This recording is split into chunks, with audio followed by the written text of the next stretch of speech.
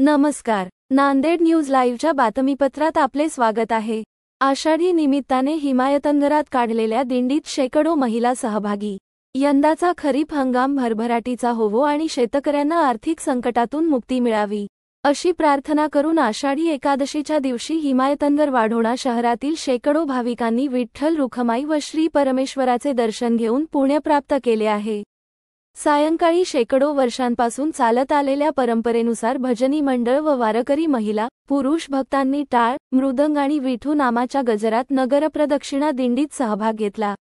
श्री परमेश्वर मंदिरातून निघालेली दिंडी शहराला नगरप्रदक्षिणा घालून सर्व मंदिरातील देवी देवतांचे दर्शन घेऊन पंढरपूर यात्रेच्या पायवारीला गेल्याचा आनंद घेतला आहे. रिमझिम पावसाच्या सारी आणि ढगाळ वातावरणातही टाळ, मृदंगाच्या गजरात व भजनी मंडळाच्या आवाजाने शहरात भक्तिमय वातावरण निर्माण झाले होते.